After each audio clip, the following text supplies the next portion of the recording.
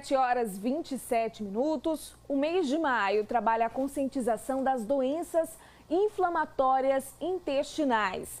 Padecimento que pode gerar muito estresse e inconveniente. Por isso, eu recebo aqui no estúdio a proctologista Ana Lisboa. Muito bom dia, Ana.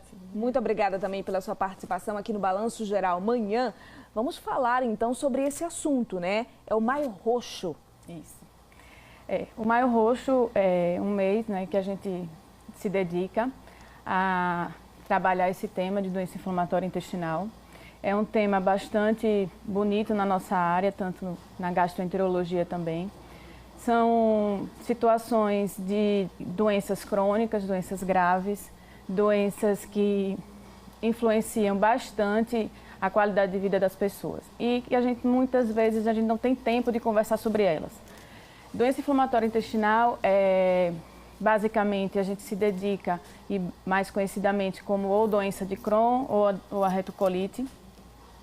São doenças que acometem, a incidência dela vem crescendo, né, no Brasil principalmente, no mundo principalmente, e que nesses 3 últimos anos as associações vêm sendo criadas para que essa conscientização, essa conversa chame a atenção da população e dos parlamentares para essa doença, porque o tratamento deles muitas vezes é caro, custeado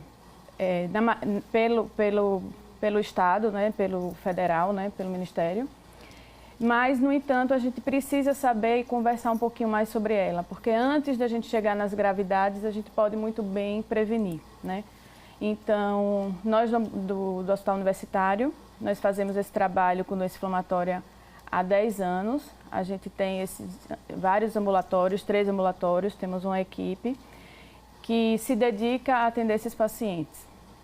E o Maio Roxo vem justamente para a gente alertar a população, prevenir a importância da doença e como a gente pode atuar para melhorar essa qualidade de vida das pessoas. Como é que o paciente chega ao hospital? O que ele reclama? De dores abdominais? Como são essas dores? Então, essas duas doenças, elas assumem caráteres diferentes, né? Então, a doença de Crohn ambas são doenças crônicas, são doenças que não têm cura, são doenças de fundo imunológico, genético e ambiental. Então, esses pacientes, por exemplo, o paciente de retocolite, ele tem uma clínica mais florida, onde ele chega com muito mais diarreia, com muito mais sangramento. É o tempo todo assim? Isso. Mais de 10 vezes ao dia, são diarreias líquidas profusas. Fica difícil de um paciente trabalhar, por exemplo, porque não tem banheiro acessível. As pessoas, às vezes, não entendem, né, que precisa desse acesso a se ausentar, né, algumas vezes, porque precisa ir ao banheiro. Então, assim, mais de 10, 20 vezes. Paciente tem emagrecimento, paciente não come, paciente desnutre. Paciente de Crohn é diferente. Paciente de Crohn normalmente são mais graves, eles não têm uma clínica tão exuberante como a retocolite, que vem com a diarreia mais intensa, mas eles têm diarreia, eles têm muita dor abdominal, uma perda de peso e emagrecimento. Às vezes ficam por anos sem ter diagnóstico, porque a doença, muitas vezes ela não aparece de uma forma florida, né, de imediato. E uma coisa bem interessante é que a doença de Crohn, ela começa desde a criança, né? E muitas vezes a gente fica pensando que a criança tem dor abdominal porque o problema é psicológico, a criança tem diarreia porque o problema é verminose, é ansiedade. E quando a criança vem com retardo de crescimento, retardo de manifestações secundárias de pelos, da puberdade, isso é sintoma de Crohn, certo? Então, muitas vezes a gente pega o paciente já tardiamente na fase adulta. Então, esse mês de Maio Roxo é para a gente lembrar que existe a doença típica e existe a doença atípica. A doença não é só do cólon, principalmente Crohn, não é só do cólon, ela afeta o intestino, além disso, fígado, as articulações, então tem pacientes que têm artrite. Essa inflamação, ela pode se agravar ao ponto de gerar um câncer, por exemplo? Inflamação não tratada durante mais de 10 a 20 anos, a gente sabe que essa população não tratada, ela tem uma chance cerca de 20 vezes mais de evoluir com câncer coloretal no futuro. Então, tem essa incidência. Então, o tratamento do câncer é você tratar a inflamação. Inflamação crônica é sinal de displasia, é sinal de uma modificação celular, é sinal de neoplasia adjuvante, entendeu? Agora, esse tratamento também é feito em conjunto com uma boa alimentação, né? Sim. A alimentação é super importante, você entender que hoje em dia a gente tem muitos condimentos, muitos agrotóxicos que estão envolvidos na nossa alimentação. E isso tudo, com certeza, afeta tanto no gatilho da doença quanto nas recidivas, né? Então, a alimentação e outra coisa, o psicológico.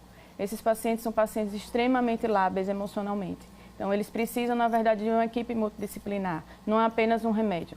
E sim, um atendimento com nutricionista, um atendimento com psicólogo, um atendimento com enfermagem. E lá no Hospital Universitário, a gente tem tenta oferecer esse conjunto de possibilidades para que a qualidade de vida seja conseguida no final. Agora, na nossa população, na nossa sociedade, é grande a quantidade de pessoas que têm esses problemas? Olha, a cada ano, o Crohn ela vem crescendo mais do que a retocolite no mundo, inclusive aqui. Então, no Brasil, a gente tem a cada 100 mil pessoas, 20 casos novos de Crohn e 13 casos novos de retocolite, entendeu? Então, assim, hoje em dia é bem prevalente no mundo industrializado, no mundo estressado, diferente dos países asiáticos. Existe essa diferença em termos de epidemiologia, sim. Agora, ao contrário, né, da diarreia, tem também a prisão de ventre. Muitas pessoas sofrem com isso. Isso também pode ser uma inflamação? Pode. O Crohn, justamente isso. O Crohn, muitas vezes, ele não aparece como diarreia, e sim como constipação. Então, na verdade, existe uma alteração, uma alternância de hábito intestinal. Então, modifica.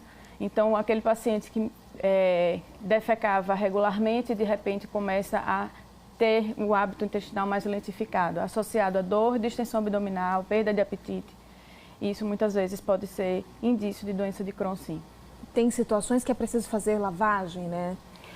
Existe. Mas, assim, as lavagens que a gente fala é quando essa doença, a doença de Crohn especialmente, ela assume três fenótipos. Então, ela pode aparecer de três formas. Ou ela inflama, ou ela fibrosa, então ela é estenosa. E quando ela é estenosa, o intestino faz com que o paciente não consiga defecar por conta dessa estenose, desse impedimento das fezes para transitar. E existe a doença fistulizante, que a doença de Crohn é uma doença que ela acomete a inflamação todas as camadas do intestino e por isso existe uma comunicação, não só do intestino, a fístula, então do intestino para uma bexiga, do intestino para o estômago, do intestino para uma vagina. Então a doença assume diversas possibilidades. Agora, vocês também no HU estão fazendo um evento, um dia, né, para levar informação para a comunidade? Isso. Hoje e amanhã, né, que são os principais ambulatórios, né, de atendimento à doença inflamatória. Então, a gente está recebendo esses nossos pacientes. A gente atende em média 100 pacientes por mês, 100 a 150 pacientes por mês de doença inflamatória. E hoje a gente vai comemorar com eles e conversar com eles e fazer esse balanço de como estamos e onde estamos, né? E, assim, estamos abertos a qualquer novo caso, né, que a sociedade necessite, contanto que seja encaminhado já com o diagnóstico.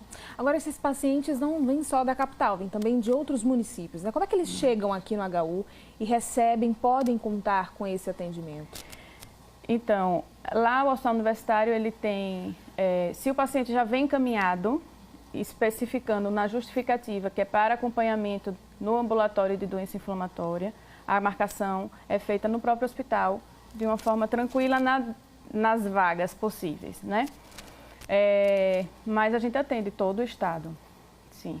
E é uma coisa assim que a gente tem que pensar de fazer outros polos de atendimento a esses pacientes, porque às vezes eles vêm, eles têm que pegar um formulário a cada 3 meses para levar lá no CASE para poder conseguir a medicação. E às vezes esse paciente está estável, então, mas eles têm que vir de 3 em 3 meses e a gente tem que disponibilizar vagas de 3 em 3 meses para estar oferecendo a eles essa papelada para levar o caso, porque não pode parar de tomar medicação. Agora, para o diagnóstico dessas doenças, tem uma equipe multidisciplinar? O diagnóstico da doença ela é clínico, laboratorial e endoscópico. Então, a gente lança a mão da colonoscopia como nossa principal arma, certo? Então, às vezes, o endoscopista faz esse diagnóstico pelo aspecto endoscópico da inflamação das úlceras e nos encaminham como também para a gastroenterologia. Então, assim, o patologista é importante porque nas biópsias dessa colonoscopia eles vão nos dar esse diagnóstico patológico e com essas três, vamos dizer assim, peças, a gente chega ao diagnóstico final. Muito obrigada pela participação e também parabéns, né? Toda a equipe do HU que trabalha com esse assunto com o Maio Roxo, a conscientização que a gente pede também, né? De boa alimentação para que não se chegue a uma situação mais grave, né? É isso mesmo. E eu deixo aqui meu agradecimento a vocês pelo espaço, que nos ajuda nessa divulgação do Maio Roxo.